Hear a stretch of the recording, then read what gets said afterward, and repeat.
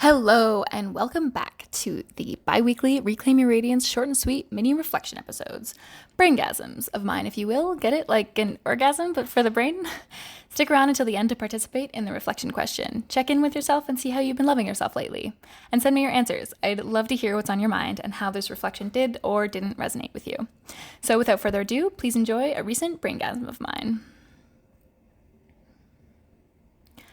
Today I wanted to talk about the power of letting go. We are all holding on to things that don't serve us, that are taking up the space of something more valuable, something that would do us a world of good. We are all keeping a thought, a person, or a thing with us a little too closely for reasons such as nostalgia or a limiting belief that tells us a story about ourselves that we are potentially clinging to. There are endless reasons. Maybe we don't think we deserve to have this new version of this thing. Or maybe it's a more environmental choice not to buy this thing. Maybe you've known this person for so long and it would feel weird not having them around. Or even, maybe they're not good for your mental health, but you still, you tell yourself a story. And when you've told yourself that for so long, it is hard to let go of. And it really does become a part of you. So let's look at this. Starting with objects that clutter our home and our mind and preoccupy way too much of this valuable space. An example of things that clutter your life and your brain space from my life is that I was still using an old Samsung 7 up until literally this week. It is a phone I purchased in 2017 off of the black market in New Zealand, where it was already not the newest phone. It was slow. The phone quality was far too low for the past couple years, especially considering my love of photography. But of course, I didn't truly know what I was missing, and it ultimately started impacting my life in negative ways a long time ago. I couldn't do simple things because my phone didn't have enough storage capacity or a lot of things. I told myself I was doing this for two main reasons. One, I thought holding out on buying a new phone, making the one I currently use last as long as possible, was the good, environmentally friendly choice. The second is that I thought I couldn't afford it, / I didn't want to spend the money. So there are problems with both these beliefs. In terms of the money, that's an easy one to debunk. I could literally afford it. I just didn't put it at the top of my list of values. And having a good quality multi-tool, as I like to call phones, is literally the best investment you can make in your day-to-day tasks and making your life more efficient. With an updated multi-tool, I could do more and do it all faster. I could travel with ease. And I was really using this purchase to tell myself that I wasn't worth the upgrade. But I am worth the investment, right? We all are worth investments in ourselves. From the environmental lens, that may be correct that holding on to phones longer is the environmental choice, but thousands of smartphones are thrown out literally every day. How is holding out on one more going to make a difference? And usually I am very, very against the thought that, one person can't make a difference. Of course, one person can make a difference, but the negative impacts it could have on my ability to tell environmentally conscious stories is far greater than the small impact of throwing out one more phone 2 years earlier. My mental health, my productivity, my annoyance at this stupid slow thing, they could all have been eliminated within a few short hours of research and a couple $100s. That's definitely worth the price, and I'm definitely worth that. But yet I held on to it for probably 2 more years than I should have. Why? And the root causes are usually something very simple, but getting rid of those limiting beliefs involves some self-reflection. This block could literally be anything. Even a couch, an old couch that you don't want to replace because you don't think it's worth the money. But little do you know that that old couch could be holding you back in a big way. I know this is a silly example, but think about it. Let's say it's winter and it's dark and you really need to connect with other people. And why don't you? You want to invite them over to your home, but you never feel as if it's presentable enough. That couch is secretly telling you a story about your own worth that you don't want other people knowing. Maybe, just maybe that's you. Maybe it's not. Maybe your old shoes are keeping you from running. Let the old go and let the new flood in. Make space for the new because you're worth it. Get rid of old clothes that don't make you feel abundant and beautiful. I heard my personal favorite version of the famous Marie Kondo, get rid of anything that doesn't bring you joy, the other day. And the mantra for me is get rid of items of clothing that don't make you feel sexy.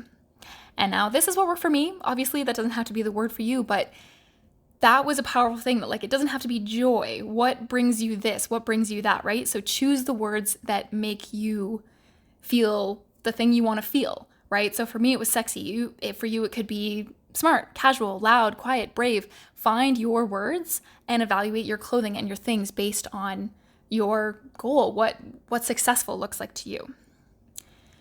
Or maybe it's not about a thing. Maybe it's about a person. Maybe there's a person in your life that is never encouraging your dreams. Maybe they're always giving you a list of reasons why trying something new and stepping outside your comfort zone isn't a good idea. They always have a million reasons why you shouldn't try.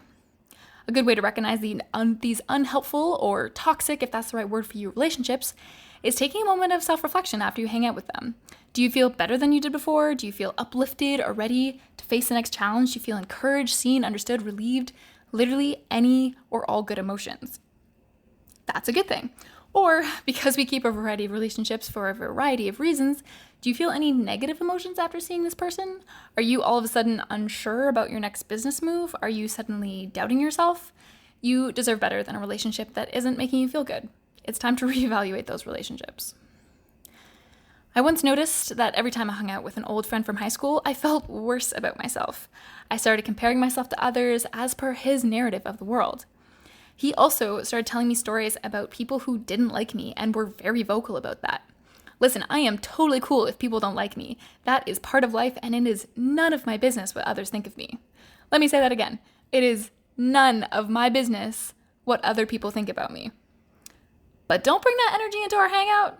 If you're hanging out with me, it's because we offer value to one another, so don't bring the opinions of other people who don't value me into this space. This is our hangout, and I don't want to hear those things. It is literally none of my business. Please stop telling me.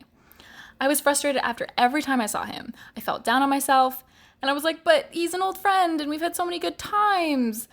But were any of those times within the past 6 months? No, then this relationship maybe doesn't serve you anymore. It's hard. It's so hard to let go of friendships, but it is a huge and valuable skill to know and recognize when it's time to let something go. It takes practice like any skill, and it is part of every relationship, not just the romantic ones. But when you do it, oh man, it feels so good. It can make all the hard talks worth it. And the best part is that the way it opens up the space in your heart and your mind and your schedule for new people to come into your life, oh, it's so delicious. It is one of the most difficult decisions to make, but it can result in unparalleled relief. Open up space in your life for new relationships that serve you better, that serve who you are now. Happiness over history. And with personal growth always comes change. Sometimes your frequency changes and others don't, and you just simply aren't an energetic match for them anymore.